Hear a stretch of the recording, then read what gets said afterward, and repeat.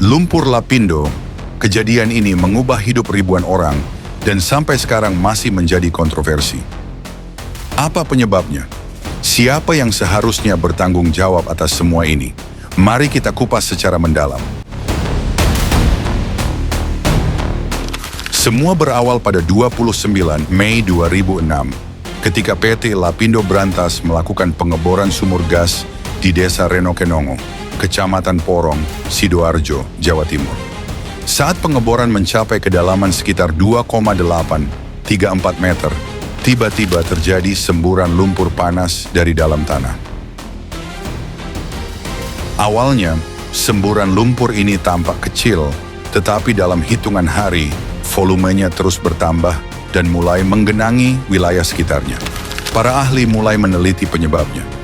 Banyak ahli menyebut bahwa pengeboran yang dilakukan PT Lapindo Brantas menyebabkan tekanan dalam tanah meningkat hingga akhirnya lumpur menyembur keluar.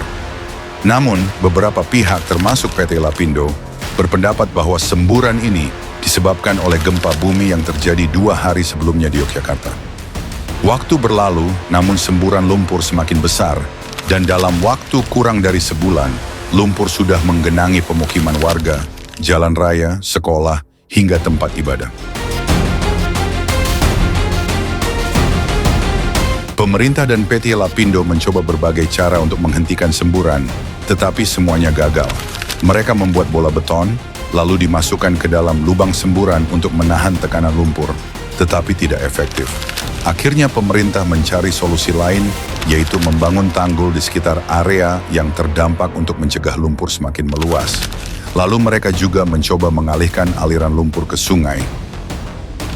Beberapa kali lumpur dialirkan ke Sungai Porong untuk mengurangi genangan, tetapi hal ini menimbulkan masalah lingkungan.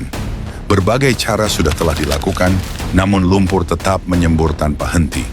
Hingga saat ini, semburan lumpur masih terjadi meskipun volumenya sudah berkurang.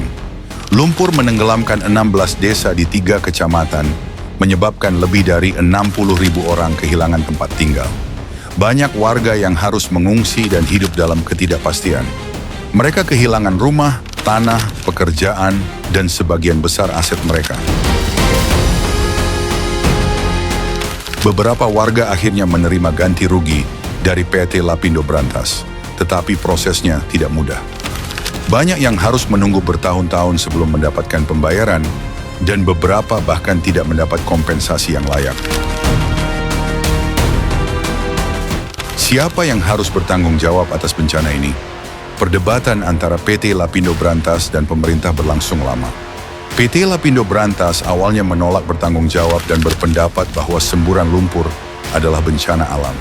Pemerintah dan banyak ahli menyebut bahwa kesalahan pengeboran adalah penyebab utama bencana ini. Akhirnya, pada tahun 2007, pemerintah menetapkan bahwa PT Lapindo harus membayar ganti rugi kepada korban. Namun, proses pembayaran ini mengalami banyak kendala, terutama karena perusahaan mengklaim kesulitan finansial. Tragedi ini meninggalkan dampak besar bagi masyarakat dan lingkungan sekitar.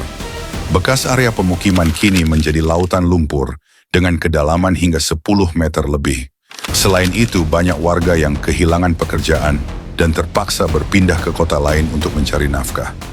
Tidak hanya itu, lumpur Lapindo juga sangat mencemari lingkungan. Lumpur ini mengandung berbagai zat yang dapat mencemari air dan tanah di sekitarnya.